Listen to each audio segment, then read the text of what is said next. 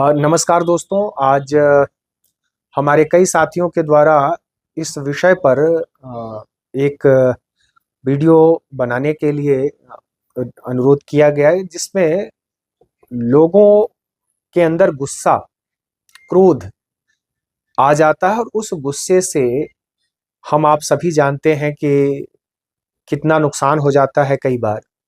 तो इस गुस्से, इस क्रोध पर हम नियंत्रण कैसे प्राप्त करें, इस पर वीडियो बनाने के लिए कुछ लोगों ने अनुरोध किया था। तो मैंने उनको यही बताना शुरू किया कि भाई गुस्सा एक इमोशन है, एक भावना है। जैसे किसी को देख करके आकर्षण होता है, प्रेम होता है, वो भी एक इमोशन है। किसी दीन दुखिया को देख करके अंदर से करुणा की भावना आती है, आंसू निकल आते हैं, वो भी एक इमोशन है। इसी तरह से क्रोध या गुस्सा भी एक इमोशन है, और वो इमोशन कुछ पल के लिए हमारे मन मस्तिष्क में जन्म लेता है। उस इमोशन पर भी हम नियंत्रण प्राप्त कर सकते हैं, कंट्रोल कर सकते हैं। लेकिन इसके लिए पहले हम जाने कि गुस्सा जो हमारे अंदर आता है वो कितने प्रकार से रह पाता है, या कितने प्रकार उसको हम कितने प्रकार का बता सकते हैं। तो सबसे पहले जो हमारे अंदर एक गुस्सा आता है वो होता है, उसको हम कह सकते हैं कि वो आंतरिक गुस्सा है। इंटरनल एंगर या आंतरिक क्रोध उसको कह सकते हैं। ये क्रोध मन में जन्म लेता है, लेकिन हम उसको अभिव्यक्त बाहर नहीं करते हैं। मन के अंदर ही, शरीर के अंदर ही उसको हम दबा लेते हैं, सप्रेस कर लेते हैं। उसका भी हमें क्या खामियाजा, क्या नुकसान होता है, उस पर हम अलग से बात करेंगे। लेकिन जब क्रोध आता है, गुस्सा आता है, लेकिन हम उसको स्पष्ट तौर पर बाहर अभिव्यक्त नहीं करते हैं, तो उस गुस्से को हम लोग कह सकते हैं कि ये एक आंतरिक गुस्सा है। आप लोगों ने गीता की वो लाइन तो पढ़ी होगी, मनसा कर्मणा, मनसा वाचा और कर्मणा।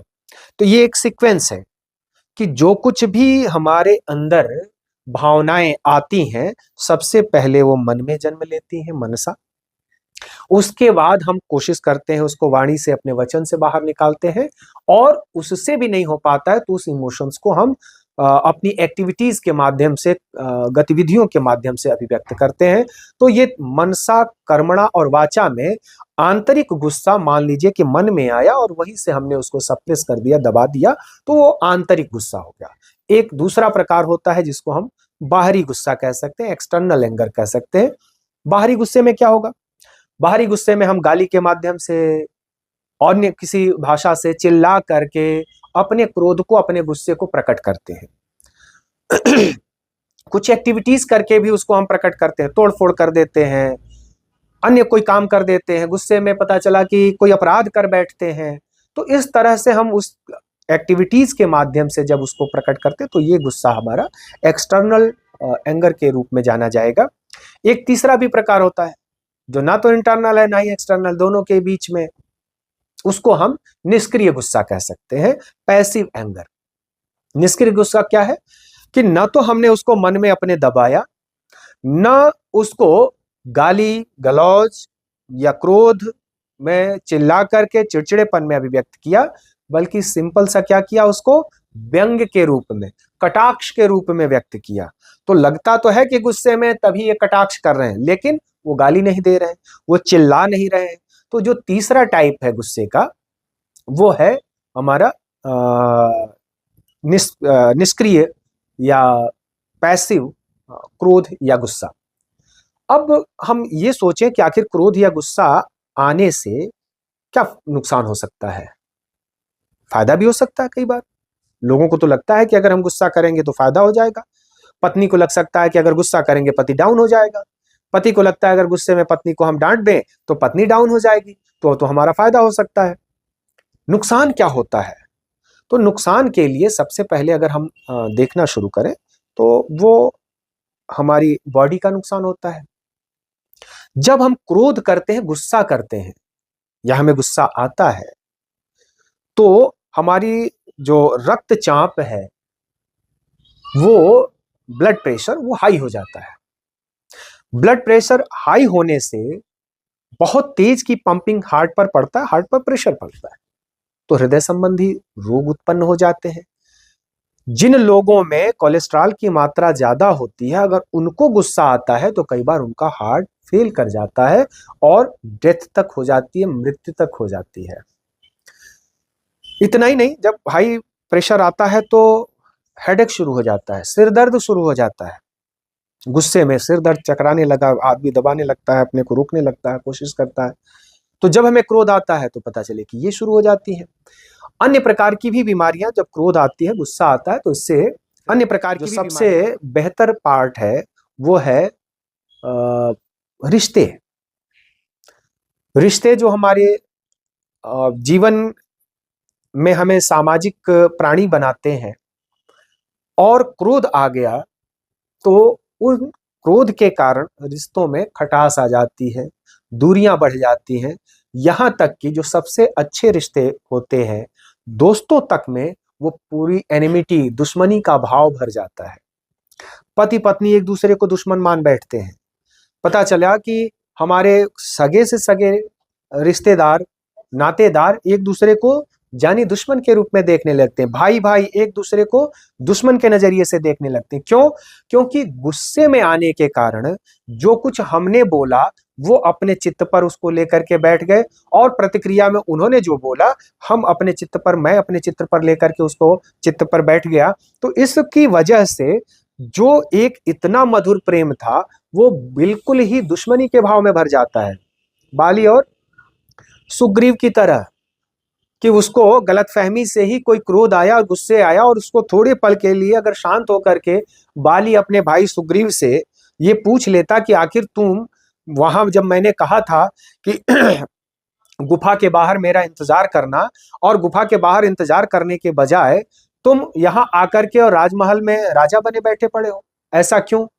तो हो सकता था कि सुग्रीव अपनी पूरी बात कह पाता, लेकिन क्रोध, गुस्सा बाली को सोचने के लिए समय नहीं देता है कि सुग्रीव की वो पूरी बात सुन सके, और सुन करके चिंतन करने के बाद निर्णय ले सके। क्रोध में आता है बाली और तुरंत सुग्रीव पर हमला करता है। नतीजा आप लोगों को मालूम है कि क्या होता है। भगवान श्री राम बाली का फिर वध करते हैं। ये एक कथानक है। हम आपके जीवन में प्रतिदिन इस तरह की चीजें होती हैं। भाई भाई जब एक दूसरे के दुश्मन बनते हैं, आप बहुत जड़ में जाएंगे तो बहुत छोटा सा कारण निकलेगा, उस पर उन दोनों का गुस्सा निकलेगा, और उस गुस्से से आज इतना कि दोनों एक दूसरे के जान लेने तक पर, कोर्ट कचहरी तक लड़ने तक पर, हर तरह की चीजों में एक दूसरे को दुश्मन के नजरिए से देखने लगते हैं। तो रिश्तों में खटास का आना ये स्वाभाविक सी बात है। इसी तरह से अगर हम कहें, हमारी वर्क कैपेसिटी पर, कार्य क्षमता पर इसका असर पड़ता है। अगर हम शांत होकर के, प्रसन्नचित्त होकर के कोई काम करते हैं तो वो काम हम बहुत अच्छे ढंग से कर पाते हैं और उसमें मन लगता है। जब वही कार्य हम क्रोध और गुस्से के दौरान करने लगते हैं तो मन बिल्कुल ही नहीं लगता है, और उनमें जहां उस काम को करने में एकाग्रता की आवश्यकता होगी, ऐसे जगहों पर तो हम बिल्कुल ही विफल होने लगते हैं। तो इस तरह की चीजों को हम पाते हैं, देखते हैं कि क्रोध और गुस्सा हमारे कार्य को बहुत हद तक प्रभावित करता है, हमें धीरे धीरे करके रोकने लगता है। इसी तरह से इस गुस्से में कई बार अपराध और गंभीर अपराध हमसे हो जाता है, जिसकी वजह से कानूनी पचड़ों में हम फंस जाते हैं, लफड़ों में फंस जाते हैं, और अपना करियर, अपना जीवन एक तरह से, पूरी तरह से हम विनष्ट कर लेते हैं, नष्ट कर लेते हैं। तो अब हम ये सोचें कि अगर ये गुस्सा ना आया होता तो न तो हम शारीरिक रूप से प्रभावित होते, न हमारा कार्य क्षमता हमारी प्रभावित होती, न रिश्तेदार नातेदारों पर हमें इस तरह की चीजें करनी पड़ती, न हम और अधिक टेंशन में आते, और अधिक तनाव में आ पाते। तो ये सारे कुछ प्रकरण अगर हम पे क्रोध ना आए, गुस्सा ना आए, तो हम आसानी से कह सकते हैं कि इस तरह की समस्याओं से हम उबरेंगे। अब यहाँ जो पहलू आता है कि आखिर फिर इसको हम कंट्रोल कैसे करें, नियंत्रित कैसे करें। तो कंट्रोल और नियंत्रित करने का हमारे पास जो सबसे आसान तरीका बचपन से बताया जाता है, उस पर हम अगर उसको ध्यान दें, विशेष करके योग प्राणायाम वाले लोग बताते हैं कि हमको काम और क्रोध पर अपने काबू पाना हो, गुस्से पर काबू पाना हो, तो क्या करना चाहिए? तो डीप ब्रीदिंग, बहुत गहरी सांस लेनी है, और वो गहरी सांस कितनी की? 4 सेकंड लेना है अंदर, 4 सेकंड अंदर रोके रखना है, और उसके बाद 8 सेकंड उसको बाहर निकालना है, एक्सेल करना है। तो इनहेल 4 सेकंड, अंदर लें 4 सेकंड, रोके 4 सेकंड, और 8 सेकंड में उसको बाहर निकालें, तो मन तुरंत हमारा कंट्रोल हो जाता है, शांत हो जाता है। उस गुस्से से हम निजात पा लेते हैं। अगर मान लीजिए उस समय हमारे पास कोई ऐसी स्थिति नहीं है कि हम अपने सांस को ले लें और बाकी चीजें कर पाए, तो एक दूसरा तरीका भी बताया जाता है, जो बचपन से ही आपको बताया गया होगा, कि हम 2 गिलास ठंडा पानी पी लें। जैसे ही हमारे अंदर ठंडा पानी जाता है, तुरंत मस्तिष्क तक उसका प्रभाव जाता है, और वो मस्तिष्क को शांत करता है, क्रोध से हमें दूर ले जाता है। चक दे इंडिया तो फिल्म आप लोगों ने संभवतः देखी होगी, जिसमें हरियाणा की वो छोरी, जिसको बात बात पे गुस्सा आता है, उसकी माँ तुरंत क्या करती है? जैसे ही उसे गुस्सा आता है, पुत्र ये 2 गिलास पानी पी ले, ठंडा पानी पी ले पहले, तो वो शांत हो जाती है। इस तरह की चीजें हमारे आपके दैनंदिन जीवन में भी होते हैं, और अगर क्रोध आता है और हम 1 गिलास या 2 गिलास ठंडा पानी पी लेते हैं, तो उस समय गुस्सा और क्रोध हमारा कम हो जाता है, शांत हो जाता है। ऐसे ही एक बचपन से उपाय बताया जाता है कि हम उल्टी गिनती गिनना शुरू कर दें। जब हमें क्रोध और गुस्सा आ रहा हो, तो हम गिनती गिनना शुरू कर दें, काउंटिंग शुरू कर दें, उल्टी या सीधी। जब हम काउंट करेंगे तो मन मस्तिष्क जो एंगर पॉइंट है, उस एंगर पॉइंट से क्रोध वाले बिंदु से अलग हट जाता है और काउंटिंग वाले पार्ट पर चला जाता है, और इसकी वजह से हमारा क्रोध, गुस्सा शांत होने लगता है, कम होने लगता है। ये एक तरह से हमें तरीका बताया गया।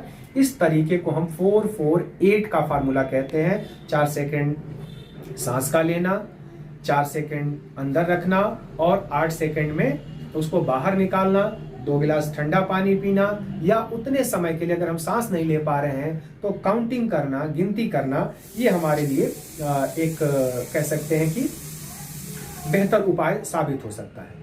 इसी तरह से हमको लगता है कि हम जब क्रोध में आने लगते हैं, तो अगले ने प्रश्न किया नहीं कि तुरंत अगर हम जवाब ना देने लगे, जैसे आज के टीवी डिबेट में होता है। जब कभी आप किसी चैनल को देखिए जिसमें अलग अलग दलों के प्रवक्तागण उसमें उपलब्ध रहते हैं, और उसमें हर व्यक्ति को लगता है कि अगर मैं तुरंत प्रतिक्रिया दे दूं, तुरंत अपना जवाब दे दूं, तो उस तुरंत जवाब से मेरा पलड़ा भारी नजर आने लगेगा। नतीजा क्या होता है? जब तुरंत प्रतिक्रिया देने लगते हैं तो गुस्से में क्या मुंह से निकल जाता है, क्या प्रतिक्रिया होने लगती है, फिर अगला गुस्सा होता है, फिर लगता है कि पूरी टीवी डिबेट में केवल मारपीट ही बचा हुआ है। तो वहां तो लगता है कि जैसे गुस्सा को बढ़ाने का, क्रोध को बढ़ाने का काम किया जा रहा है, जबकि होना उल्टा चाहिए, क्योंकि वो डिबेट है, डिस्कशन है, वार्ता है, और उसमें भी वार्ता के लिए कोई सामान्य व्यक्ति नहीं बैठा है, और विभिन्न दलों के प्रवक्ता। सोचिए कि एक प्रवक्ता बनने के लिए कितनी डिग्री की आवश्यकता पड़ती है।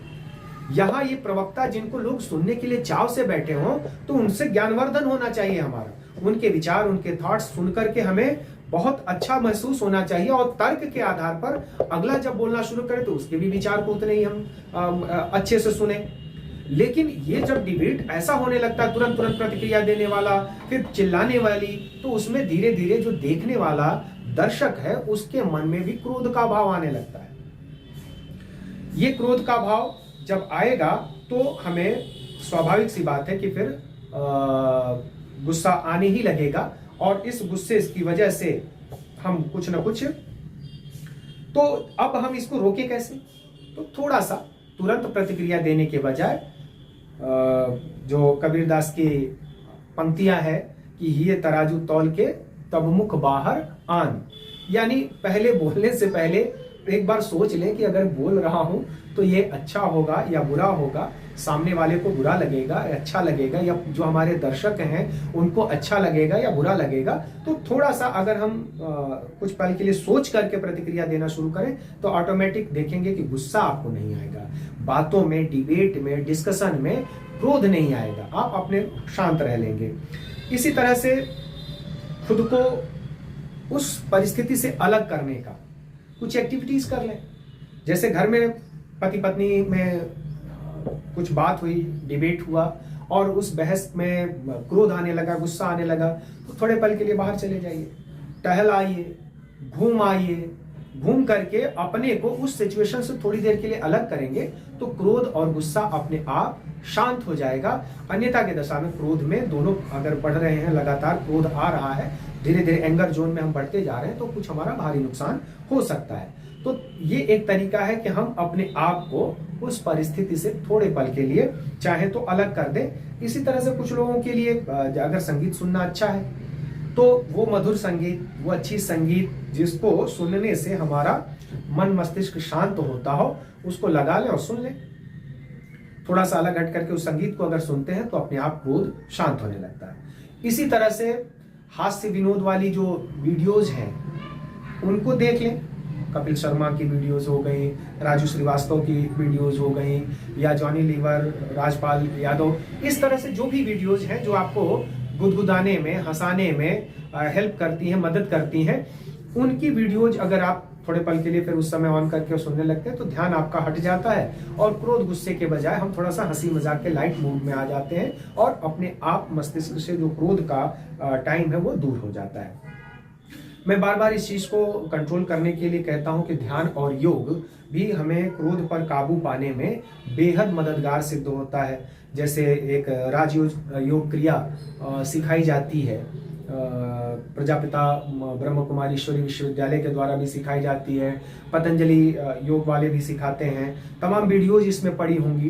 केवल इन्हीं की मैं बात नहीं कर रहा हूँ, कहीं से भी अगर हमको अपने शांत करने के लिए इस तरह की कोई एक्टिविटीज है, जैसे नमाज पढ़ने की बात कही जाती है, तो नमाज पढ़ना भी अपने आप में, या पूजन अर्चन करने की बात की जाती है कि हम ईश्वर के सामने बैठते हैं तो और कुछ हो ना हो, इसमें ध्यान और योग ये दो चीजें स्वतः जुड़ जाती हैं और उसकी वजह से हम धीरे धीरे पाते हैं कि हम पर क्रोध से हम नियंत्रण पाना शुरू कर दिए, क्रोध हमसे दूर होने लगा। तो इस तरह की एक्टिविटीज जिसको आप भले ही धार्मिक पहलू के रूप में न देख पाए, उस तरह की आस्था मन में आपके हो न हो, लेकिन उसको वैज्ञानिक पहलू से अगर हम देखें तो इस तरह की एक्टिविटीज को करना हमारे लिए क्रोध को कम करने में मददगार साबित होता है। इसी तरह से कहा जाता है कि सबसे अच्छा एक और तरीका है कि बहुत तेज गुस्सा आ रहा हो, आप अपने आप को आईने के सामने रख दीजिए। जब आईने के सामने, आप मिरर के सामने अपने आप को रखते हैं तो अपने को देख करके आपको गुस्सा कभी नहीं है। दूसरे को देख करके आप गुस्सा कर सकते हैं। अपना फेस, चूंकि अब हम अपने आप को रिकॉग्नाइज कर सकते हैं। छोटा सा बच्चा होगा तो वो तो अपने को आईने में देख करके रिकॉग्नाइज नहीं कर पाता, विशेष करके अगर 6 माह का बच्चा है या उससे कम उम्र का बच्चा है। लेकिन जैसे जैसे हम अपने को पहचानने लगते हैं मिरर में, शीशे में, और बड़े हो गए, तो बड़े व्यक्तियों को चाहिए कि शीशे के सामने आ जाए। जब शीशे के सामने हम अपने आप को पाते हैं तो तुरंत अपना गुस्सा शांत होने लगता है, हम अपनी एक्टिविटीज को देखने लगते हैं और उस पल के लिए फिर हम सोचें कि यार ये गुस्सा करना मेरा सही है अथवा गलत है। तो आईने के सामने अपने आप को रखना भी एक उपाय होता है। एक तरीका और है, अगर आपके पास समय हो, बहुत तेज फोन पे बातें हो गई, बाकी चीजें हो गई, बहुत तेज गुस्सा आ रहा है, तो उसको लिखना शुरू कर दीजिए। लिखते लिखते लिखते लिखते मन धीरे धीरे शांत होने लगेगा। फिर उसको पढ़िए, उसके परिणाम के बारे में सोचिए, अपने आप गुस्सा शांत हो जाएगा, अपने आप क्रोध नियंत्रित हो जाएगा। इसी तरह से हम ये कह सकते हैं कि एक बड़प्पन का तरीका होता है क्षमा करें, फॉरगिव। ठीक है, इन्होंने गुस्सा किया, लेकिन मैं बड़ा हूं। बड़ा होने का मतलब उम्र से नहीं होता है। बड़प्पन केवल उम्र से नहीं आती है। बड़प्पन एक्सपीरियंस, अनुभव और मेंटल स्टेटस से आती है कि हमारी मानसिक क्षमता इतनी ज्यादा है कि दूसरा कोई हमें क्रोधित कर सकता है? बिल्कुल नहीं। हम दूसरे के करने से क्रोधित होंगे ही नहीं। ठीक है, आपने ऐसा कहा, ठीक है, क्षमा करें, यहां से आप प्रस्थान करें, हमें कुछ अपना प्रतिक्रिया नहीं देनी है। तो इस तरह से जो बड़प्पन का भाव है, क्षमा बड़न को चाहिए, छोटन को उत्पात, इस तरह की चीज अगर हम मन में लेकर के चलते हैं कि यार हम अगर ऐसा करेंगे तो ये सही नहीं होगा, तो क्षमा का भाव अगर मन में है तो भी हम देखेंगे कि उसमें क्रोध या गुस्सा नहीं आता है। पॉजिटिव अप्रोच, सकारात्मक अगर अप्रोच हम रखते हैं तो भी हमें क्रोध नहीं आता है। बार बार हर मामले में सकारात्मकता निकालने की कोशिश करें। अरे यार उसने अभी एक काम दिया था, फिर एक काम दे दिया, फिर जैसे लगता है मुझे गधा समझ रखा है। नहीं, इसका सकारात्मक पहलू क्या है?